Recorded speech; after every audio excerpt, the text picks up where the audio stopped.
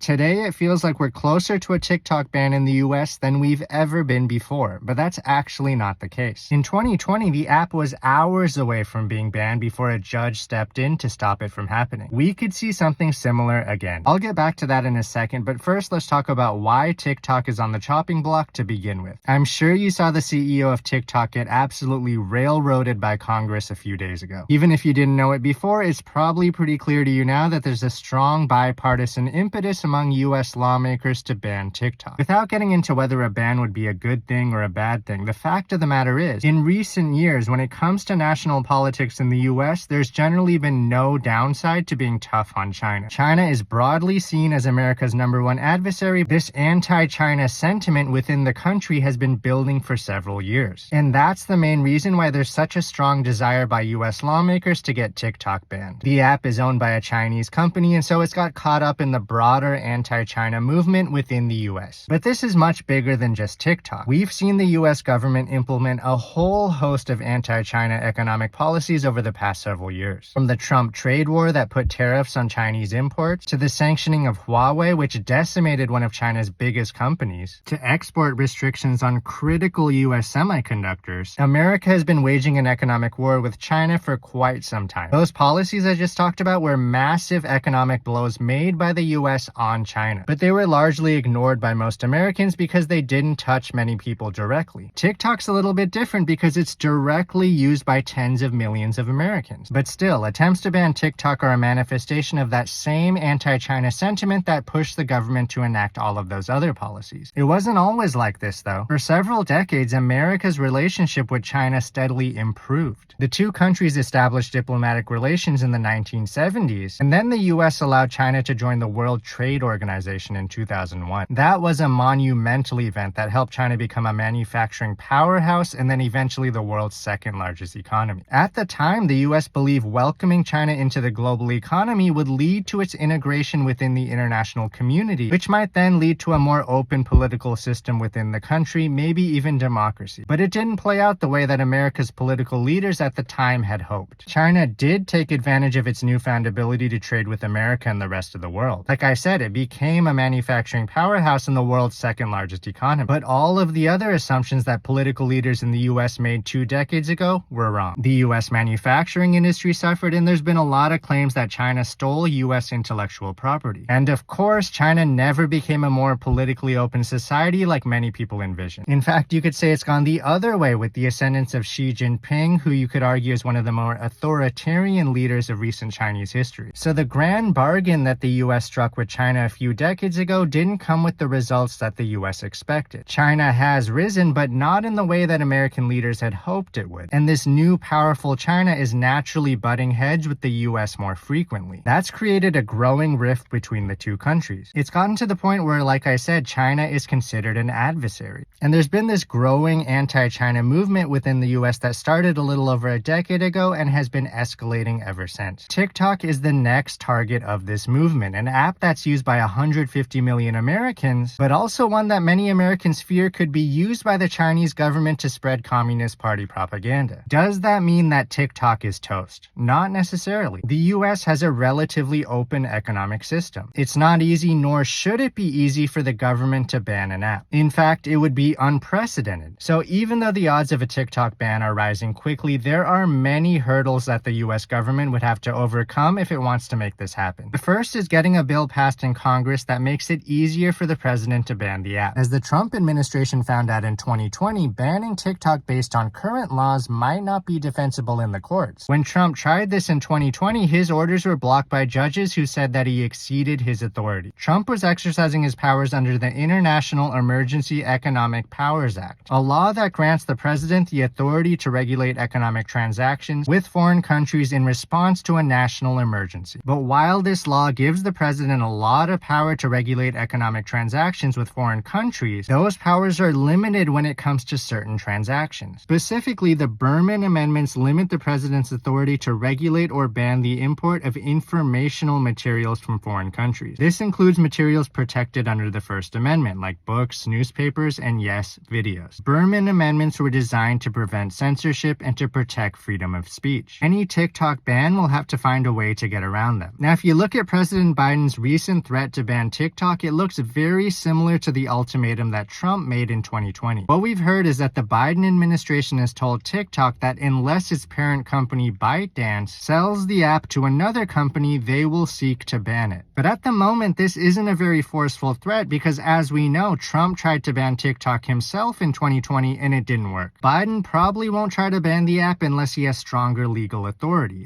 that he could potentially get from Congress. The bad news for TikTok is that, as we all saw a few days ago, Congress seems hell-bent on banning TikTok. So there's at least a decent chance that it passes a bill that would make it easier for the president to ban the app. The Data Act and the Restrict Act were introduced to Congress over the past couple of months, and both bills make it easier for the president to do that. The Biden administration has backed the Restrict Act, which is a very broad, somewhat controversial bill that would allow it to ban many different types of technology products and services, including TikTok. So let's say that bill passes. What happens then? Well, at that point, Biden will have to decide, does he exercise the powers granted by that law? If he does, then TikTok has two choices. The first is it could quickly try to find a buyer. In 2020, Microsoft, Oracle, and even Walmart were in talks to buy TikTok. We could see similar companies try to make a play at TikTok this time around. The only problem is, even if those companies offer to buy TikTok and ByteDance agrees to sell TikTok to them, any acquisition has to be approved by the Chinese government. And from everything we've heard from the Chinese government, they would oppose a forced sale of TikTok. From what we've heard, they would rather see it shut down in the US than see it torn out of the hands of a Chinese company because of anti-China American politics. But of course, maybe the Chinese government changes its tune and allows a sale, especially since the US operations of TikTok could be valued at $50 billion.